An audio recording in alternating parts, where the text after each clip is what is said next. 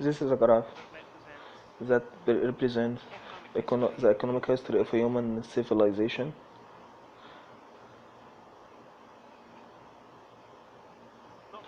There's not much going on, is there?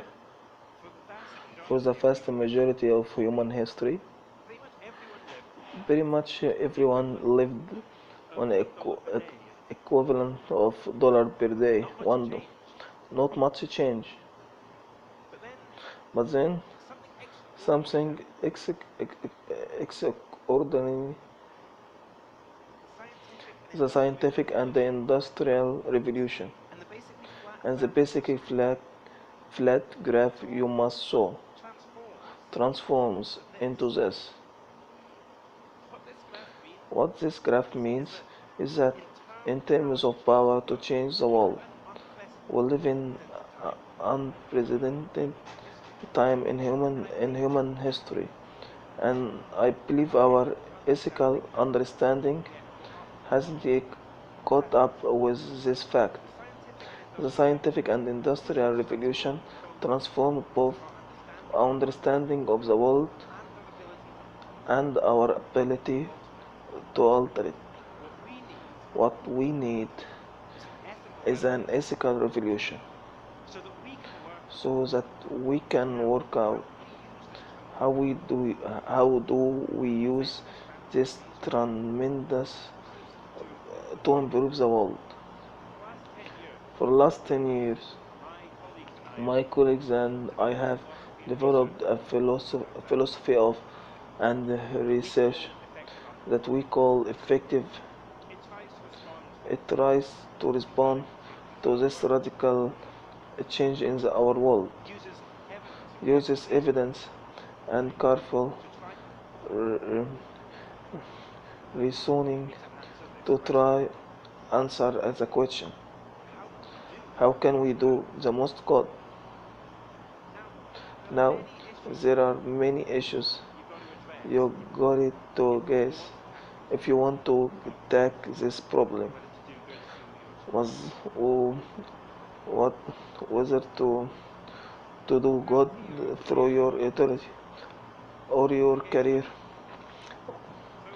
What's the problem? Focus on who to work with. But what I think is the most fundamental problem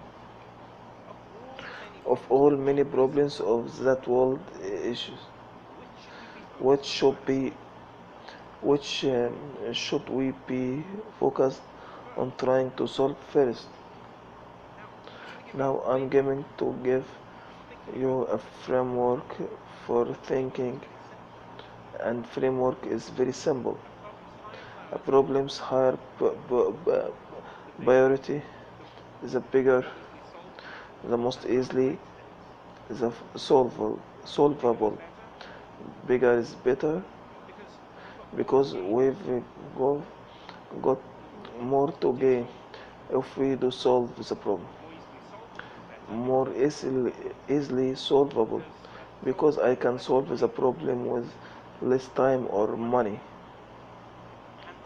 And most subtly, more neglected is better because of diminishing returns. The more resources that have already been invested into solving a problem, the harder it will be to make additional progress. Now, the key thing that I want to leave with you this framework so that you can think about yourself. What are the highest global priorities?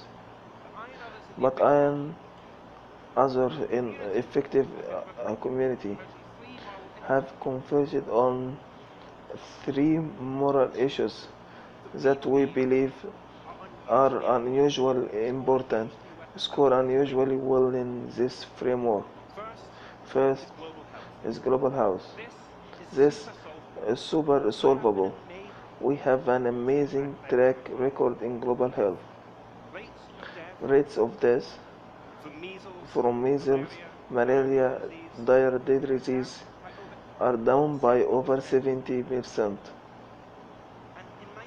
And in 1980, we a theoretical symbol. I estimate we therapy saved over 60 million. That's more lives saved that if we achieved in the same time period. On our current best estimates, we can save a life by distributing long-lasting insecticide for just a few $1,000. This is, this is amazing opportunity. The second big priority is factory farming. This is super neglected. There are 50 billion land animals used every year for food, and the vast majority of them are factory living in a condition of utter suffering. They're probably among the worst of creators on our planet, and in many their lives, their patents in animals. This is hugely neglected. There are 3,000 times more animals in factory farms than there are stray pets, but yet factory farming gets 1/50 of funding. That means additional resources in this area could have a truly now the third area is one that I will focus on the most, and that's category of essential risks. Events like a nuclear war of a global pandemic that could burden civilization or even lead to extinction. Let me explain why I think that this is such a big priority in terms of this framework. First, size. How bad how bad would it be if there were literally extinction? Well, it would involve the death all of all 7 million people, and that means you and everyone you know and love. That's just a tragedy of unimaginable length. But then, what's more, it would also mean the curtailment of humanity's, and I believe that humanity's potential is vast. The human race has been around for about 200,000.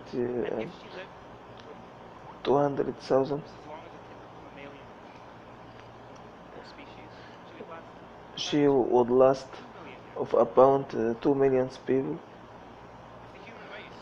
if the human race were single individual. She would be just 10 years old today. And what's more, the human race isn't a typical mimicry species. There is no reason why, if we be careful, we should die off after only 2 million years. The earth will remain habitable, habitable for 500 million years to come. And if someday we took to the stars, the civilization could continue for billions more. So I think the future is going to be really big. But is it going to be good? Is the human race even really reserving? Well, we hear all the time about how things have been getting worse.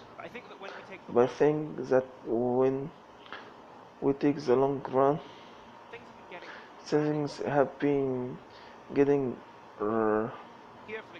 Here, for example, is life expectancy.